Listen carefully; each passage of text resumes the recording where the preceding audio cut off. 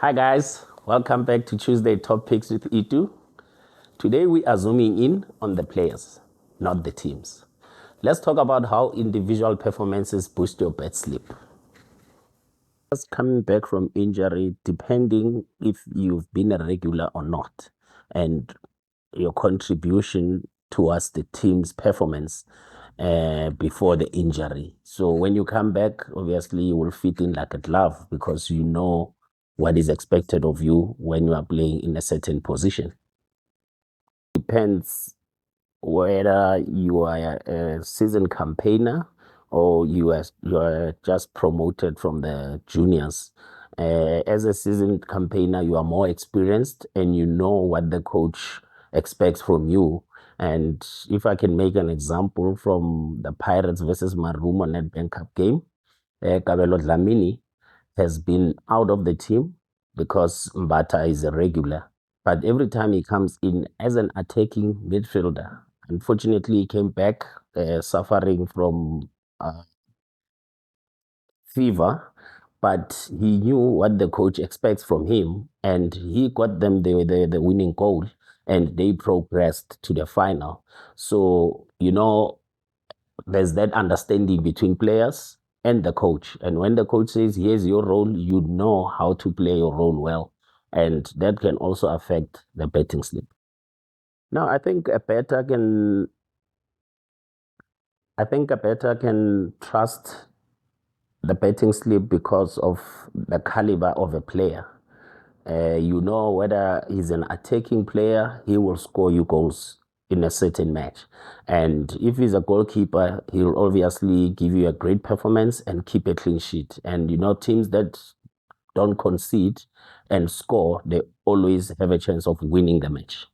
An indicator to a player ending his scoring drought, I think it's the preparations towards that match and the coach obviously believing in him and having banging in goals during the week at training. It brings his confidence up, and I think you can look at it as a positive, even as a better, to say if the coach believes in him, I also believe in him because I know what he's capable of doing, which is scoring goals.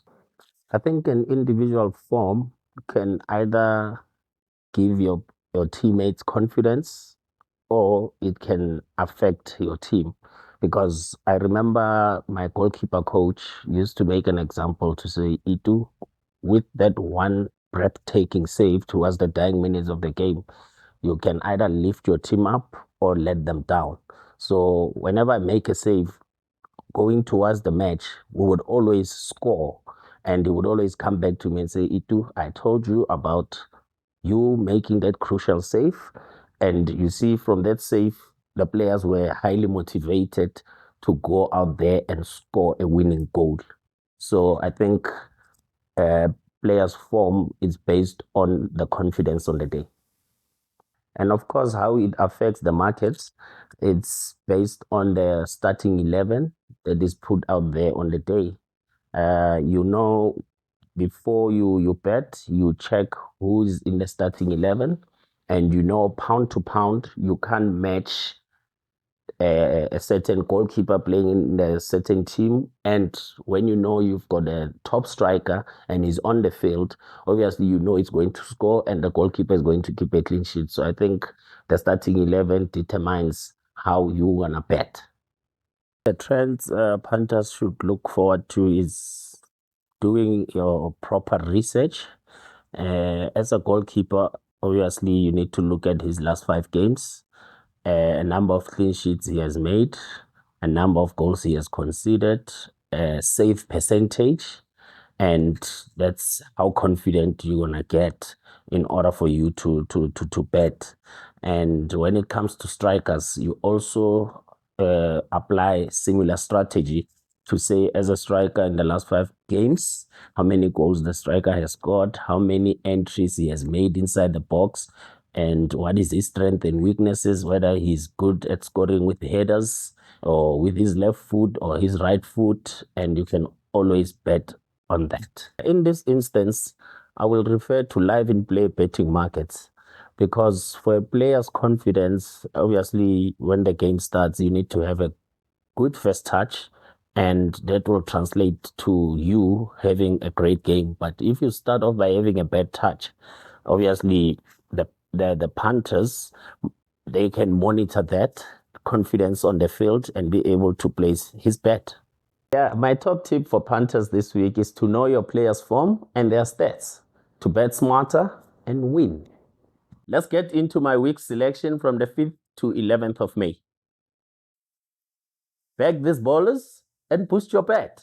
Nedbank Cup final. It's going to be an interesting one because Orlando Pirates won it twice. They want to make it 3 in a row and keep the trophy. But and even give their head coach, Coach Riviero, a good send off because he's leaving Orlando Pirates at the end of the season. But again, Chiefs has been in a drought for 9 years, and they want to break that curse by winning the game 1-0 on the day. Newcastle versus Chelsea. I give it to Newcastle because they've been consistent. They are high in confidence. They just won a trophy in their domestic league, and Chelsea hasn't been that consistent. So I'll give Newcastle 2-1 against Chelsea. Man United versus West Ham.